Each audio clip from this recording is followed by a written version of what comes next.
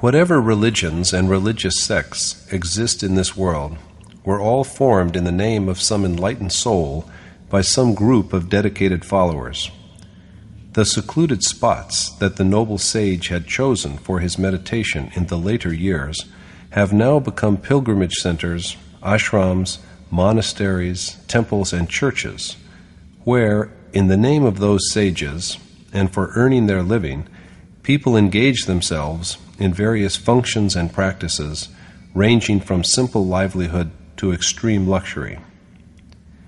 Accomplished sages are always put on a pedestal, but no one can attain the state of accomplishment simply by putting themselves on a pedestal or being put there by devotees.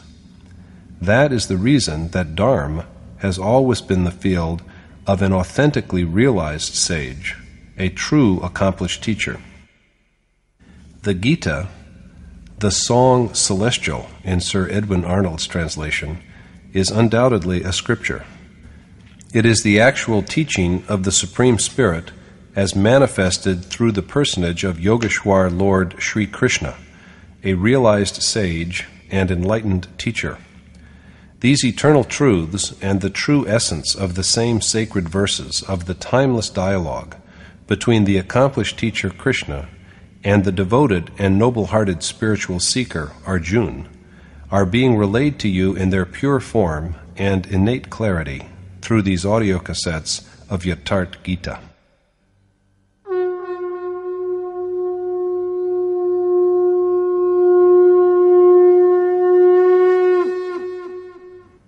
Om Shri Paramatmane Namaha. Bhagwat Geeta, Srimad Bhagwat Geeta. Chapter 10. An Account of God's Glory. In the last chapter, Krishna revealed the mysterious and definitely propitious knowledge that is the monarch of all knowledge. In chapter 10, he again takes up the subject and asks Arjuna to listen to him carefully. But what is the need of repeating something that has already been elucidated? The seeker is in fact imperfect right up until the moment of attainment. The fabric of nature wears thinner as he is more and more absorbed in his contemplation of God, and fresh visions appear before him one after the other. This is made possible through a sage's, an accomplished teacher's, guidance. He does not and cannot know them by himself. In the absence of such a direction, the worshipper will be deprived of the attainment of God. So long as he is even slightly removed from his ultimate goal, it is evident that a crust of nature still endures, and there is an apprehension of his slipping and stumbling. Arjuna is a disciple who has come under Krishna's shelter. He has begged the Yogeshwar to support him as he is his pupil who depends on him. So for the sake of this earnest and submissive disciple, Krishna speaks again on what he has already discoursed on in chapter 9.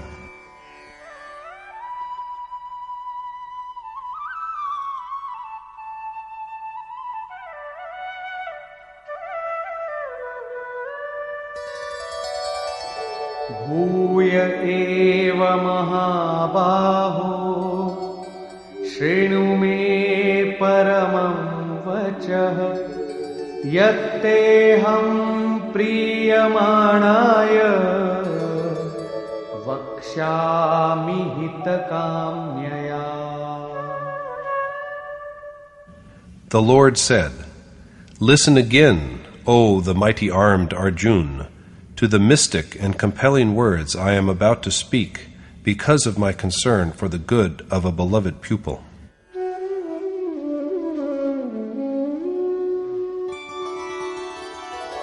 Na me viduh suragana prabhavam na maharshayah ahamadirhi devanam maharshinam cha sarvashah. Neither gods nor great sages know my origin, for I am the primal source from which all of them have arisen. Krishna also declared earlier that since his origin and action are both celestial, they cannot be seen by physical eyes, so his manifestation goes unnoticed, even by men who have reached the spiritual level of gods and sages. On the other hand, however,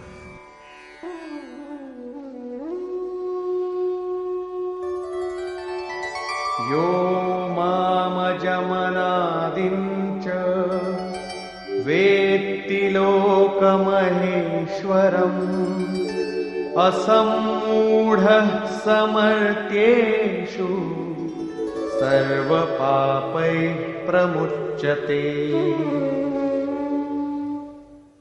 the wise man among mortals, who knows my reality as the birthless, eternal, and supreme God of the entire world, is freed from all sins. The man who knows this is a man of true wisdom. In other words, a clear awareness of the omnipresent, eternal God is the knowledge that liberates one from sin and rebirth. This achievement also is a gift from Krishna.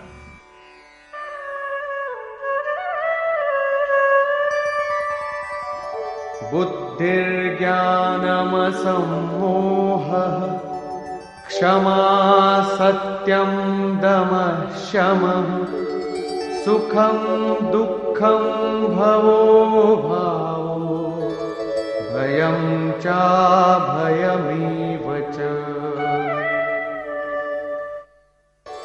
Ahimsa samata tushti Tapodanam yasho yashah Bhavanti bhava bhutanam Matta eva prithak vidha.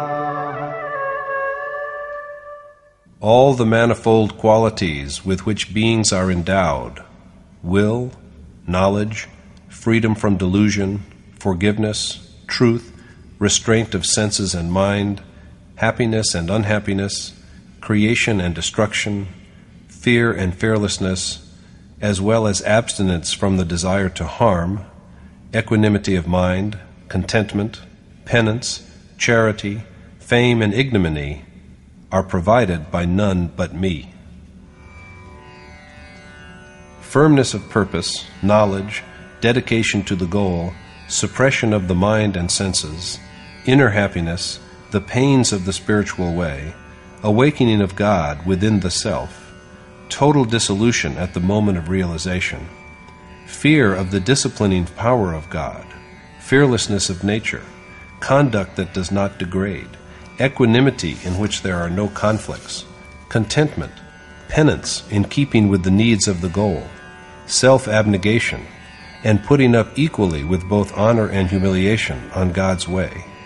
All these propensities are of Krishna's making. These are the qualities that characterize the way of divine contemplation. In their absence, there remains only the ill-gotten horde of devilish instincts.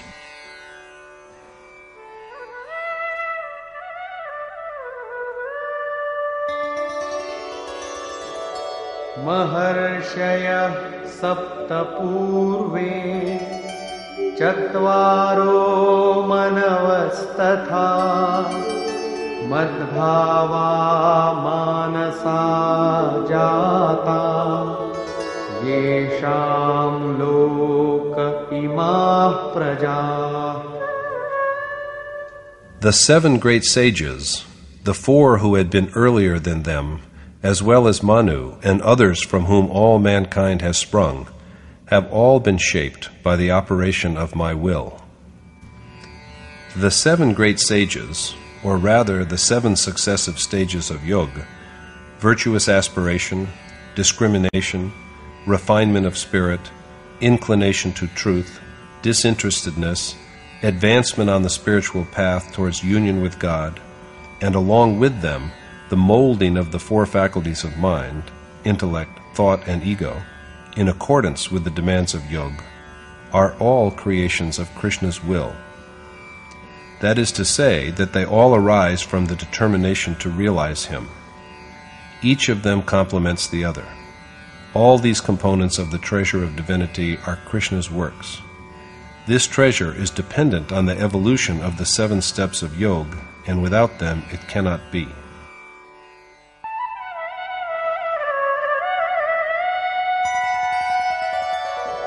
एतां विभूतिं योगं च मम यो वेत्ति तत्त्वतः सोऽविकम्पेन योगेन युज्यते नात्र संशयः.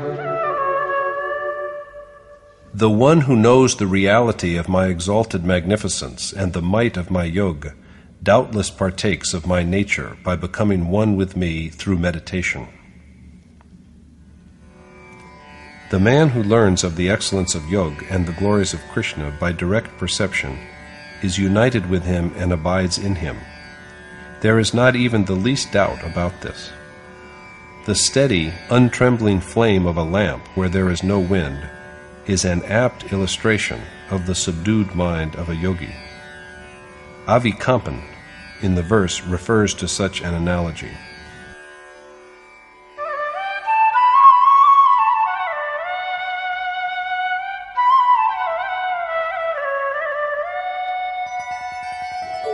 अहं सर्वस्य प्रभवो मत्तः सर्वं प्रवर्तते इति मत्वा भजन्ते मां बुधा भावसमन्विताः. Aware of the reality that I am the source of all creation, as also the motive that stirs it to effort, and possessed of faith and devotion, wise men remember and worship only me. It is at Krishna's behest that the entire world is spurred to action. This implies that he is also the doer of whatever yogi do in keeping with his nature. All the yogi's endeavors are thus only blessings from him. How it is so has been illuminated earlier, and now Krishna dwells upon how yogi constantly adore him.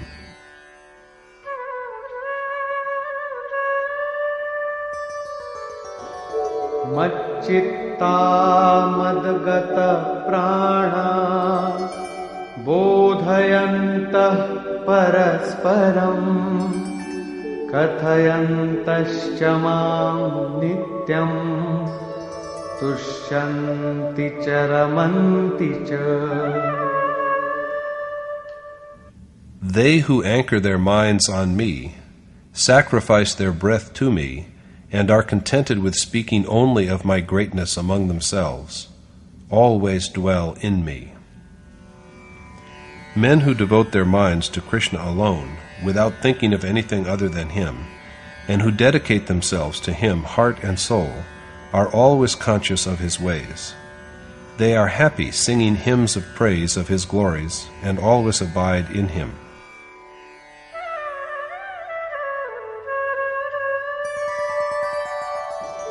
तेषां सततयुक्तानां भजतां प्रीतिपूर्वकं ददामि बुद्धियोगं तं येन मामुपयान्ति ते.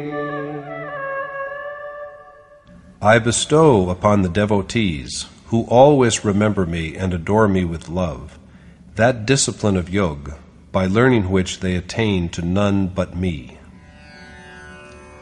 So the awakening of yoga in worshippers is also a gift from God. It depends upon his assuming the role of a charioteer. The following verse points to the way by which a sage and noble teacher like Krishna blesses his devotee with the knowledge that initiates him into yoga. तेषामेवानुकम्पार्थम् अहमज्ञानजं तमः नाशयाम्यात्मभावस्थो ज्ञानदीपेन भास्वता.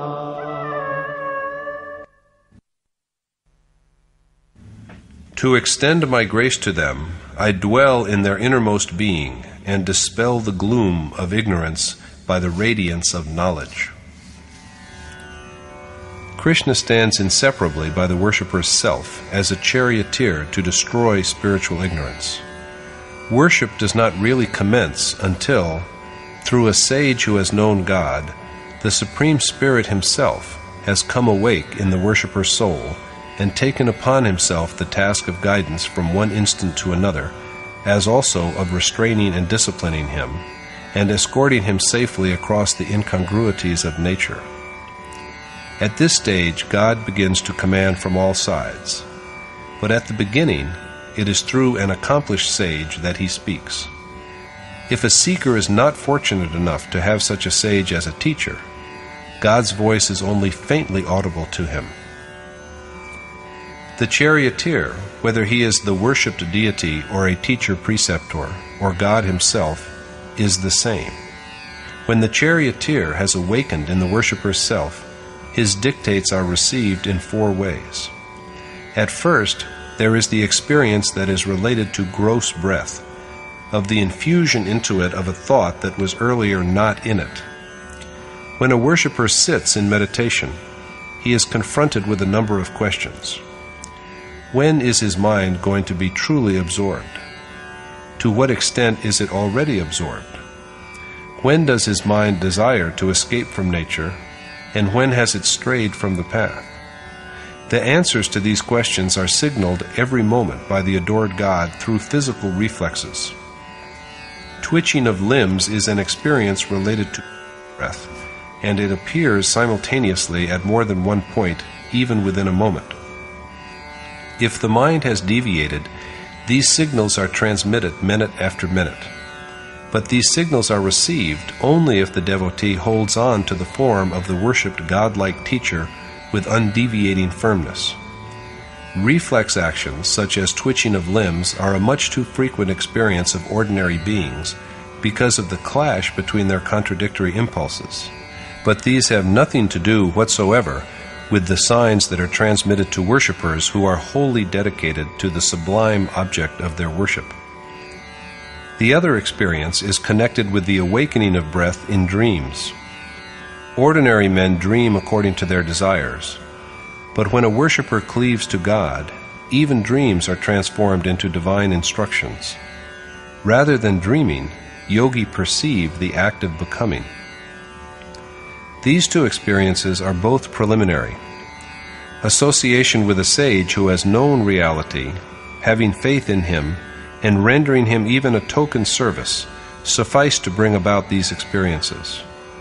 But the 2 subsequent experiences of a worshipper are more subtle and dynamic, and they can be had only through active practice, only by really walking along the path. The third experience is that of awakening into profound sleep. All of us in the world, after all, as it were, lie immersed in slumber. We are but lying in a state of insensibility in the dark night of ignorance, and whatever we do, day and night, is but a dream. Profound sleep here refers to the condition that follows after the stage when the memory of God flows through the worshipper so very like a perennial stream that his vision of God is permanently fixed in the mind. This is that serene and blessed mood in which the worshipper is led gently on by his affections, and in which, while the physical breath is suspended, and he is laid asleep in body, he becomes what is called a living soul. This is the state of harmony and of deep joy in which the worshipper is blessed with an insight into the very life of things. In such a condition, the worshipped God transmits yet another signal, which manifests itself in the form of an image that is in consonance with the yogi's prevailing mood and provides the correct direction, thus acquainting him with the past and the present. My revered teacher would quite often tell us that even like the surgeon who first renders a patient unconscious and then cures him by the application of a suitable remedy, God, when the flame of worship is strong and steady, imbues the devotee with awareness of the state of his faith and worship to cure his spiritual sickness. The fourth and final experience is of the spiritual awakening that leads to evenness of breath. This is the state in which the worshipper is on par with that God whose thought he has fixed his mind on as on a tangible object. This realization arises from within the self, and once this awakening has taken place, at every moment, while sitting idly or up and active, the worshipper previsions occurrences that shall be, and thus gains omniscience. This is the state also in which there arises a sense of oneness with the embodied self. This final experience is generated when the darkness of ignorance is dissipated by the light of knowledge through the agency of a timeless and unmanifest sage who has awakened in his soul. Arjuna then speaks to Krishna.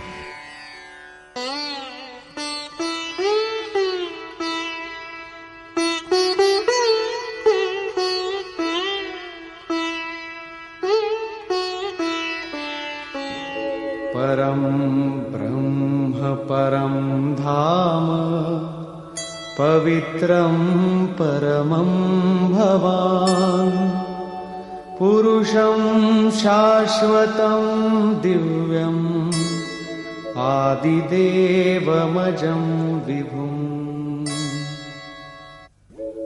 आहुस्त्वामृषयः सर्वे देवर्षिर्नारदस्तथा असितो देवलो व्यासः स्वयं चैव ब्रवीषि मे. Arjuna said, "It has been so said by even divine sages such as Narad, Asit, the sage Deval, and the great saint Vyas, that you are the radiant being, supreme goal, and absolutely unblemished, because all of them believe you to be the Supreme Spirit, who is the primeval, birthless, and all-pervasive God of all gods. And now you tell me the same." Radiant being and the word birthless are here synonyms for God and the final state of perfect bliss. Arjuna first refers to sages of the past who said the same, and now even divine sages like Narad, Asit, Deval, Vyas, and Krishna himself say it. The latter are all contemporaries of Arjuna, and he has the advantage of associating with these sages. And they all, as well as Krishna, affirm what was declared by the sages of yore.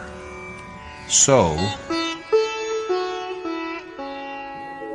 सर्वमेतद्रितं मन्ये यन्मां वदसि केशव न हि ते भगवन् व्यक्तिं विदुर्देवान् दानवाः.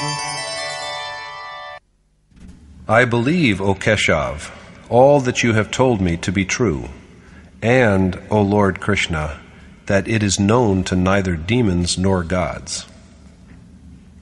And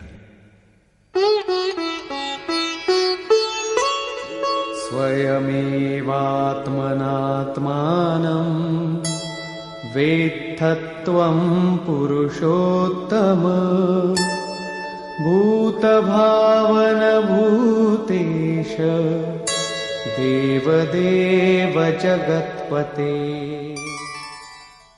O Supreme Lord, O Creator and God of all beings, O God of gods and Master of the worlds, I believe that this is known to you alone. This truth, which is known to Krishna, the Creator of all beings and their God, is also made known to those souls who are awakened and lit up by their consciousness of Him. So the knowledge of worshippers is really His knowledge. वक्तुमर्हस्य शेषेण दिव्यायात्मविभूतयः याभिर्विभूतिभिर्लोकान् इमांस्त्वं व्याप्य तिष्ठसि. So you alone are capable of enlightening me well on your glories by which you pervade and dwell in all the worlds. Therefore, Katham vidyamaham yogin Svam sada parichintayan Keshu keshu cha bhaveshu Chintyosi bhagavan maya. how should I, O Yogeshwar, know you by incessant contemplation, and in what forms, O Lord, should I worship you? These questions are agitating Arjuna's mind. How should he know Krishna, a yogi? How should he meditate on him, and how should he remember him? Vistarenatmano yogam vibhutim cha janardana bhuyah kathaya triptehi shrinvato nasti me mritam. And, O Janardhan, tell me again the power of your yoga and your exalted magnificence, for I am not yet sated by the honey of your utterances. Krishna has stated briefly at the beginning of this chapter what Arjuna wants to know again. Arjuna begs him to elaborate the same again at greater length, because his curiosity is not yet fully satisfied. Moreover, he also wishes to hear Krishna's words just for the sake of listening to them. Such is the sweet charm of the speech of God and of sages. No wonder, according to Goswami Tulsidas, one who is satiated with listening to the chronicle of Ram is bereft of sentiment. Until the worshipper has access to the desired God, his thirst for the substance of immortality remains. If someone sits down on the way before the point of attainment with the feeling that he knows all, he has in fact known nothing. It is evident then that his progress is about to be obstructed. So it is the seeker's duty that he holds on to directions from the adored God and turns them into practice.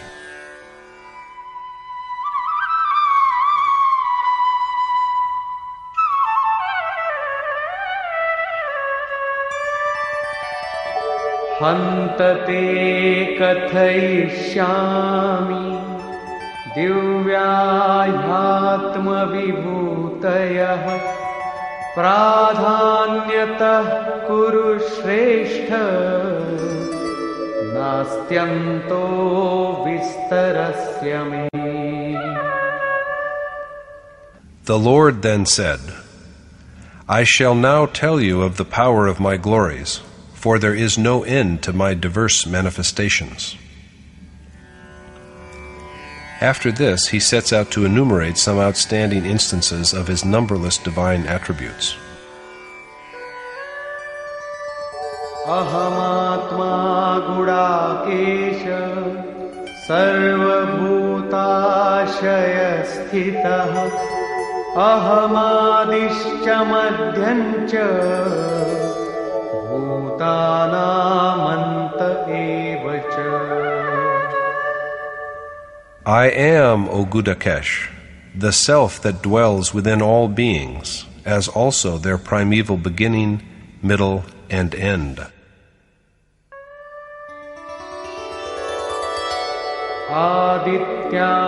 Adityanamaham Vishnu Jyotisham Raviramshuman Marichir Marutam Asmi Nakshatranamaham Shashi. I am Vishnu among the 12 sons of Aditi, the sun among lights, the god Marishi among winds, and the sovereign moon among planets. Aditya and the other celestial beings referred to in the verse were taken as symbols of certain inner attitudes in the time of Krishna. They are all dwellers in the sphere of the heart. वेदानां सामवेदोऽस्मि देवानामस्मि वासवः इन्द्रियाणां मनश्चास्मि भूतानामस्मि चेतना. I am also the Sam among the Ved, Indra among gods, the mind among senses, and the consciousness in beings. Among the Ved, Krishna is the Samved, for it is he whose song begets the state of equanimity. He is the Lord Indra among gods, and the mind among senses, for he is known only through restraint of the mind. He is also the power that gives beings their sense of awareness. Rudranam Shankarashchasmi Vittesho Yaksha Rakshasam Vasunam Pavakaschasmi Meruh Shikharinamaham. I am Shankar among Rudra, Kuber among demons and Yaksha, fire among Vasu, and the Sumeru among lofty mountains. Krishna is Shankar among Rudra. Shankar, Shankar, may be understood as the condition in which there are no doubts and irresolutions. In fact, Kuber, fire, and Sumeru are all metaphors for the discipline of yoga. They are all yogic terms.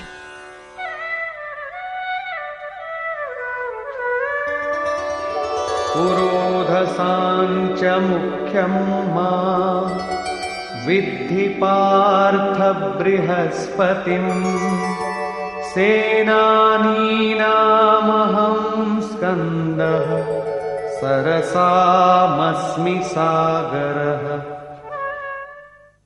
Be it known to you, O Parth Arjun, that I am among priests the chief priest, Brihaspati, Skand among martial chiefs, and the ocean among seas.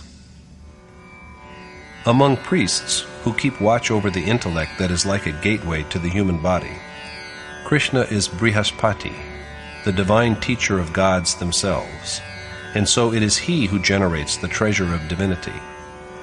Among martial commanders, he is Kartikeya, renunciation of action by which the destruction of animate and inanimate worlds, total dissolution, and the final attainment of God are effected. Maharshinam Bhriguraham Giramasmekam aksharam Yajnanam Japayagyosmi Stavaranam Himalayah. I am Bhrigu among the great saints, Maharshi, Om among words, the Yagya of intoned prayers, Jap Yagya among Yagya, and the Himalaya among stationary objects. Krishna is Bhrigu among great sages. He is also Om, symbol of the Supreme Spirit among words. He is the Jap Yagya among Yagya. Yagya is the image of that special form of worship that enables a worshipper to be united with God. In summary, therefore, it is remembrance of the Supreme Spirit and recitation of His name. When, after having crossed the stages of two kinds of speech, the audible and the muttered, the name reaches the stage of Yagya, it is then recited by neither articulated speech nor from the throat nor even in thought. It then infuses every breath. There is then only a surging ahead unceasingly with the vision of God, mind engraved on every breath. The rise and fall, ascent and descent of Yagya and its different stages depend upon breath. It is something dynamic, a matter of action. Among stationary objects, Krishna is the Himalaya, cool, even and immovable, like the one God himself. At the time of doom, it is said, Manu was joined with a peak of that mountain. The immutable, even and tranquil God is never destroyed.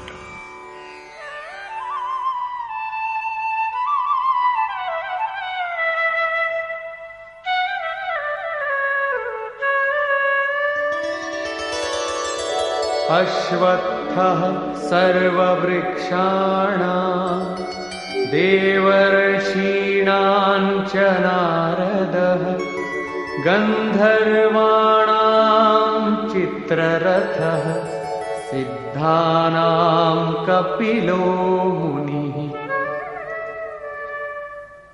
I am Ashwath among trees, Narad among divine sages, Chitrarath among Gandharv, and the sage Kapil among men of attainment. Krishna is Ashwath, the holy people or fig tree among trees. The world, which is not even sure of living until the symbolic tomorrow, is described as an inverted people or fig tree, whose root, God, is above, and whose boughs, nature, are spread below. This is not the ordinary peepal tree that is commonly worshipped, and it is in this sense that Krishna calls himself people among trees.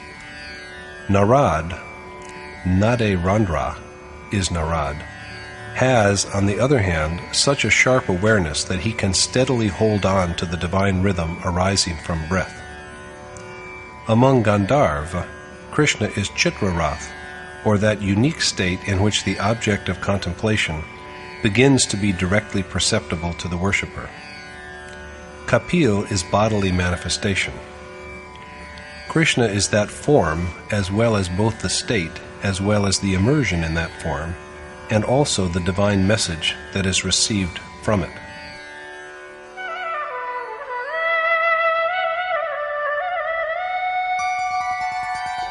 उच्चैः श्रवसमश्वानां विद्धि माममृतोद्भवम् ऐरावतं गजेन्द्राणां नराणां च नराधिपम्. Know also that I am the nectar-born Uchashrav among horses, Airawat among pachyderms, and king among men. Every object in the world is perishable, and the self alone is indestructible. It is thus that Krishna is Uchashrav, Indra's horse that is said to have been churned out of the nectar that came from the ocean. A horse is a symbol of regulated motion. Krishna is the motion of the mind in its quest for the reality of the self. He is also king among men. A great soul is in fact a king, because he wants for nothing.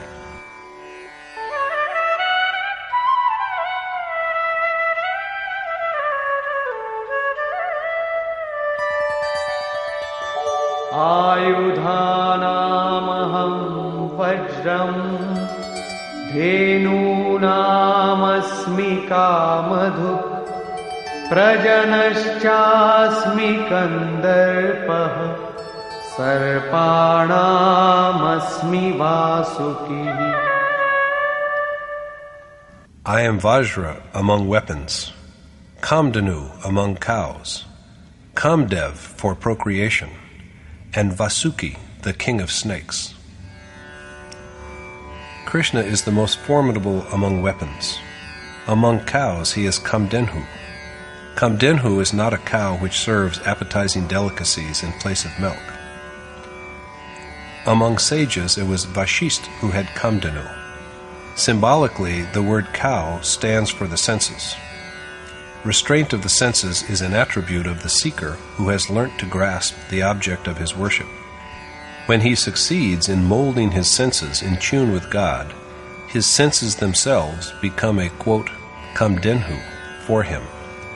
With this, he attains to the stage when the attainment of God is by no means beyond reach. A seeker at this level finds nothing beyond his grasp. Krishna is also Kamdev for reproduction. However, The birth he effects is not the physical birth of a male or female child. Such procreation, by both animate and inanimate beings, goes on day and night. Even rats and ants reproduce themselves. But the generation of new life by Krishna is the generation of new situations, change from one circumstance to another, by which the inner propensities themselves are changed. Among snakes, Krishna is Vasuki, the celebrated king of snakes who is said to be a son of Kashyap.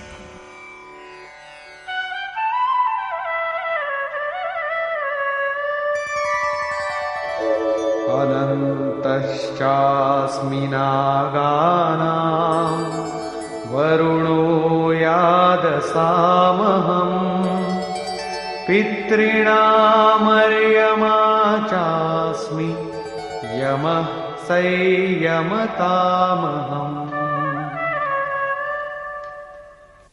I am Sheshnag among the Nag, snakes, the god Varun among beings of water, are Yama among ancestors, and Yamraj among rulers. Krishna is the infinite, or Sheshnag. Sheshnag is in fact not a snake. There is a description of its form in the composition called Srimad Bhagwat, which is contemporaneous with the Gita.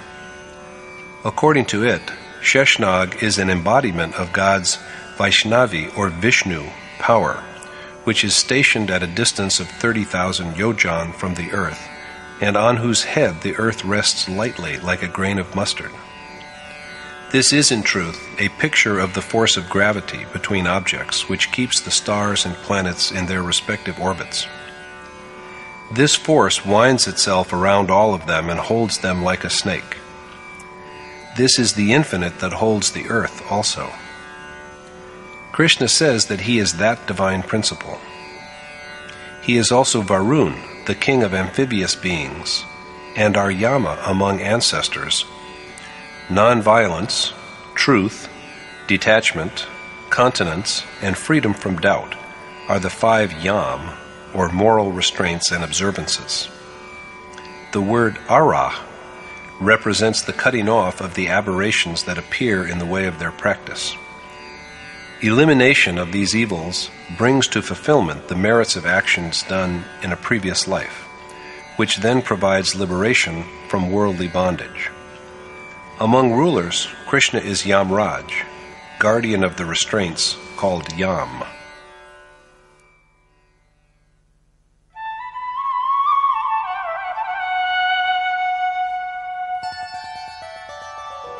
Pralhadaschasmi daityana kalah kalayatamaham mriganancha mrigendroham vainateyascha pakshinam.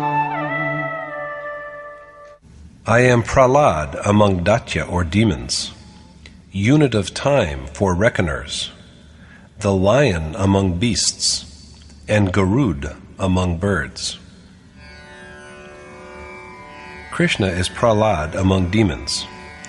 Pralad, the word, is divided into par plus alad, is joy for others. Love itself is Pralad.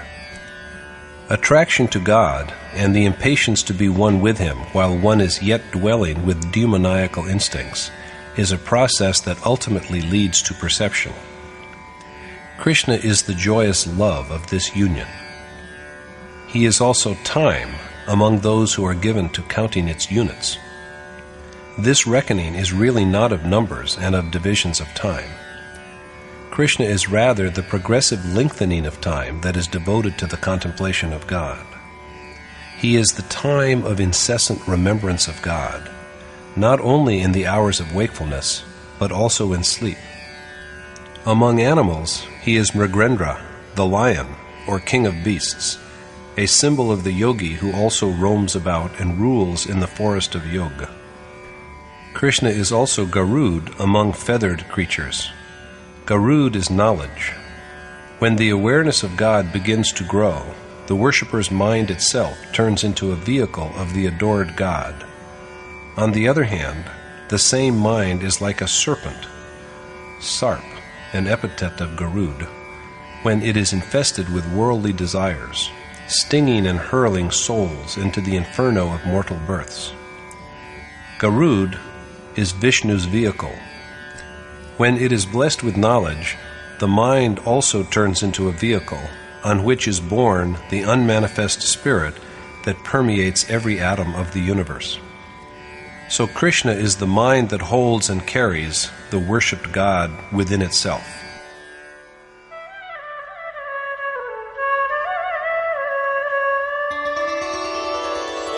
Pavanah pavatamasmi Ramah shastrabhitamaham Jhashanam makaraschasmi Srotasamasmi Janhavi.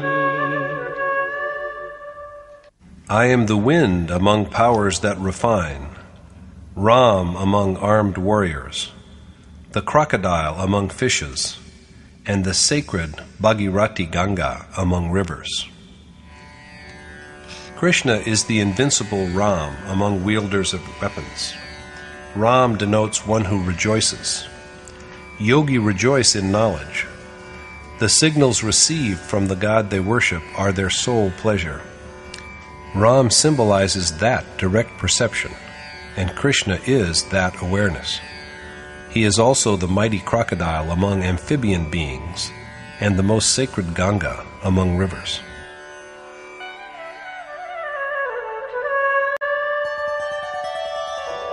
Sarganamadirantashcha madhyam chaivahamarjuna adhyatma vidya vidyanam vada pravadatamaham.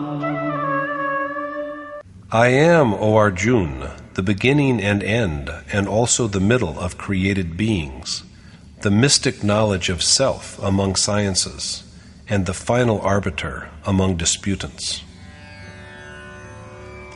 Among branches of learning, Krishna is knowledge of the Supreme Spirit, as well as of the relation between the Supreme and the individual soul. He is the knowledge that leads to the sovereignty of the self. Dominated by Maya, the vast majority are driven by passion, malice, time, action, disposition, and the three properties of nature. Krishna is the knowledge that takes one from this slavery of the material world into the state in which the self is in supreme command. This is the knowledge that is called Adhyatam. He is also the final verdict that resolves all disputes on the Supreme Spirit. What comes beyond this is, it is needless to say, beyond arbitration.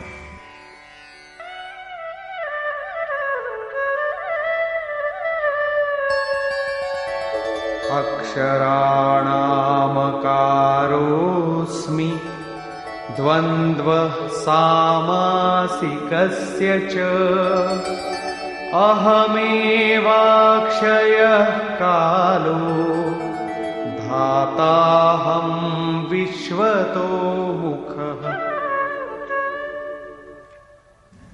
I am the vowel akar among the letters of the alphabet, dvandva among compounds, the eternal Mahakal amidst mutable time, and also the God who holds and sustains all. Besides being the first sound of the sacred Om, Krishna is also the imperishable, immutable time. Time is always changing, but he is that state, that time, which takes one to the eternal God. He is also the omnipresent Spirit, Virat Swarup, who pervades and sustains all.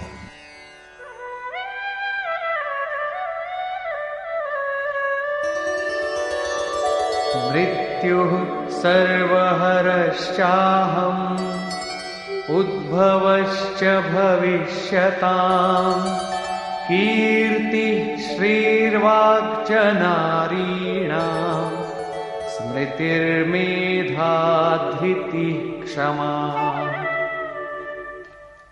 I am the death that annihilates all, the root of the creations to be, and Kirti among women, the embodiment of the feminine qualities of accomplishing action, vitality, Shakti, speech, memory, awareness, patience, and forgiveness.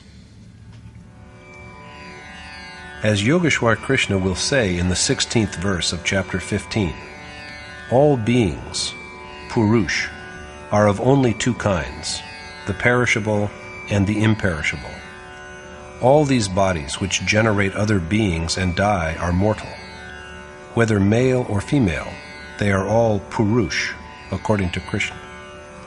The other Purush is the imperishable cosmic spirit, who is perceived in the state when the mind has ceased to be. This is the reason why men and women equally can attain the supreme goal. The qualities of vitality, memory, awareness, and so on, pointed out in this 34th verse, are all feminine in principle. Does it mean that men have no need of these qualities? In truth, the animating principle of the heart's sphere is a feminine principle. The qualities enumerated in the verse need to be inculcated in all hearts, of men as much as of women.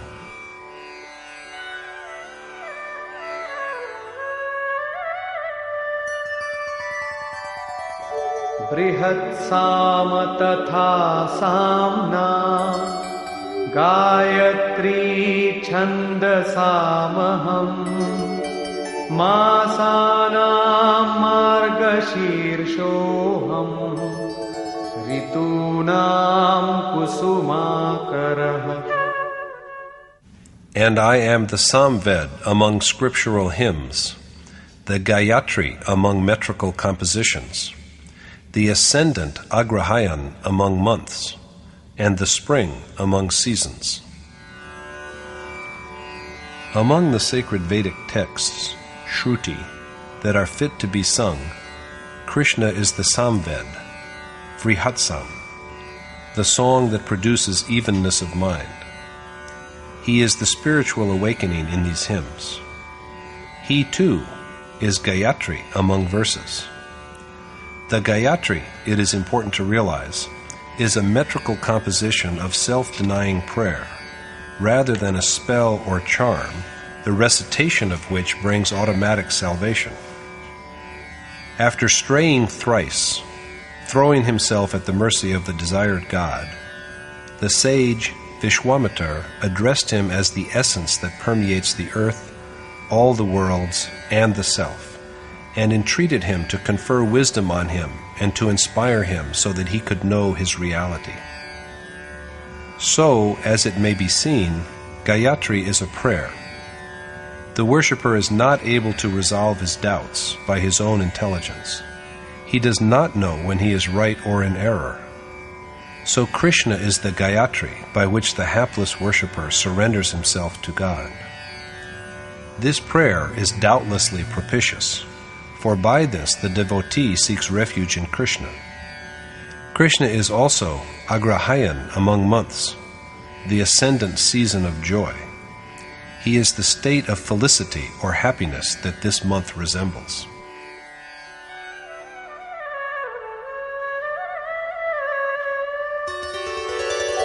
द्यूतं छलयतामस्मि तेजस्तेजस्विनामहम् जयोऽस्मि व्यवसायोऽस्मि सत्वं सत्त्ववतामहम्. I am the deceit of cheating gamblers, the glory of renowned men, the victory of conquerors, the determination of the resolved, and the virtue of the pious. The idea of gambling in the verse refers to the fundamental character of nature. Nature itself is a gambler and a cheat. To forsake outward show and engage in the way of private adoration to escape from the contradictions of nature is an act of, quote, deception.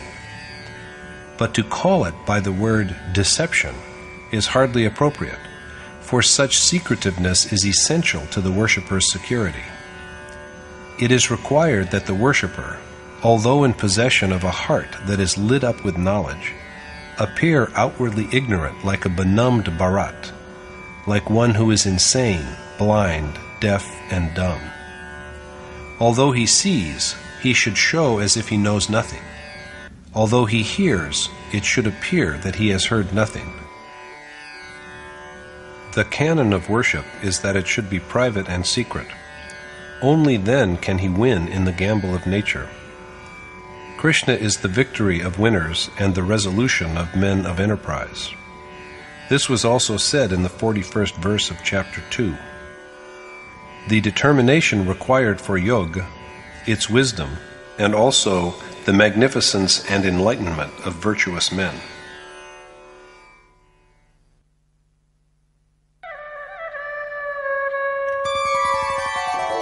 वृष्णीनां वासुदेवोऽस्मि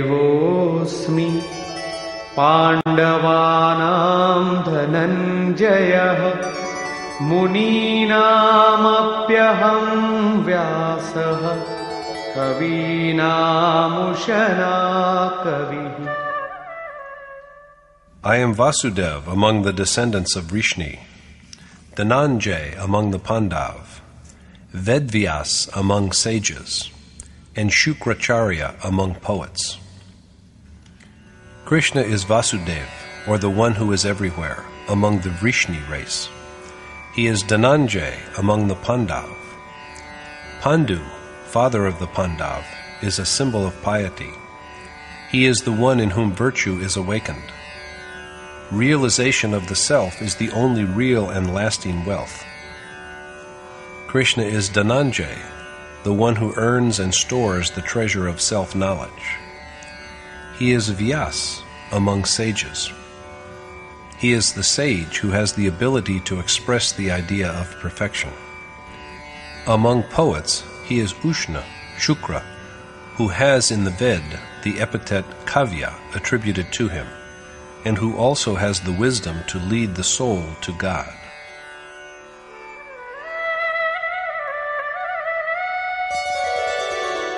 दण्डोदमयतामस्मि नीतिरस्मि जिगीषताम् मौनं चैवास्मि गुह्यानां ज्ञानं ज्ञानवतामहम्. And I am the oppression of tyrants, the wise conduct of those who aspire to succeed, silence among secrets, and also the knowledge of enlightened men. Krishna is all these.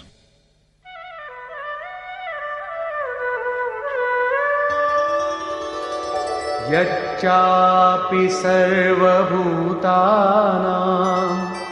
बीजं तदहमर्जुन न तदस्ति विना यत्स्यामि मया भूतं चराचरम्.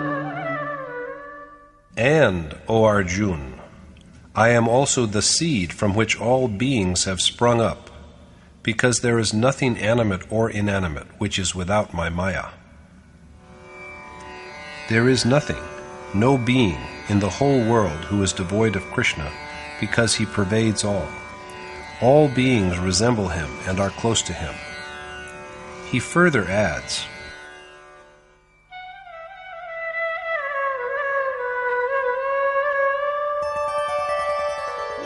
नान्तोऽस्ति मम दिव्यानां विभूतीनां परन्तप एष तूद्देशतः प्रोक्तो विभूतेर्विस्तरो मया. What I have told you, O Parantap Arjun, is only a brief abstract of my countless glories. So Arjun should regard whatever is endowed with magnificence, radiance, and might as having come forth from Krishna. This is what he is told now.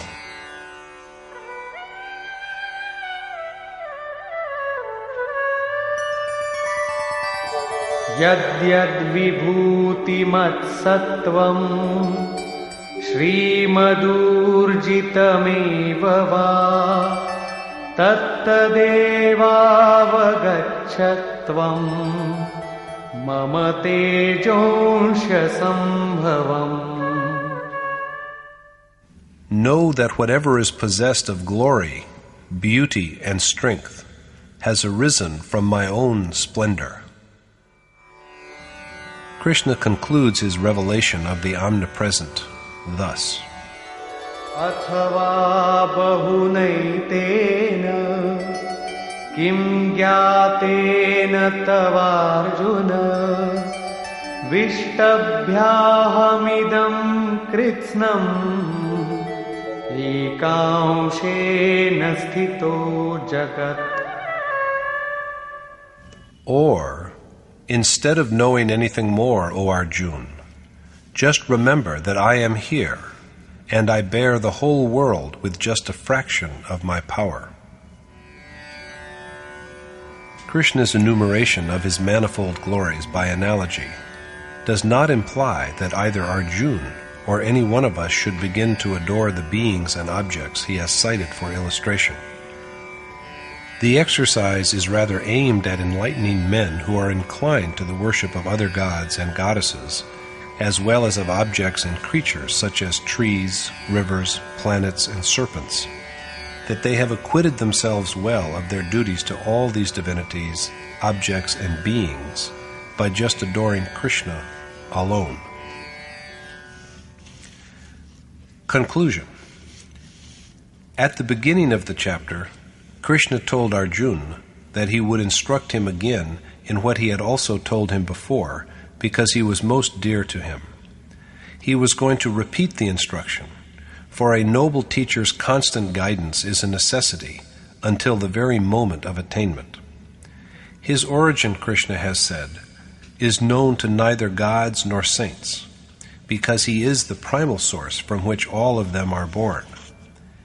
They do not know him because the universal state arising from attainment of the unmanifest God can be experienced only by those who have arrived at the supreme goal. He is a man of knowledge who knows Krishna, the birthless, eternal, and supreme God of the world, by direct perception. Arjuna requests him to enlighten him at length on the signs of his greatness. This is correct because the worshipper's impatient curiosity to listen to his adored God should remain until the very moment of fulfillment. Beyond this he cannot go, because he knows not what lies within the heart of God. Thereupon, Krishna has summarized to Arjuna 81 manifestations of his greatness. Whereas some of them illustrate the inner qualities that are developed by initiation into yoga, others illumine the glories that are earned by social achievements and accomplishments. At the end, after all this, Krishna tells Arjuna that instead of knowing about him in detail, he should just remember that whatever in the three worlds is endowed with magnificence and beauty has arisen from his own radiant power. In this chapter, Krishna has thus acquainted Arjuna with his manifold glories at an intellectual level, so that his faith withdraws itself from all distractions and is firmly centered on his destination.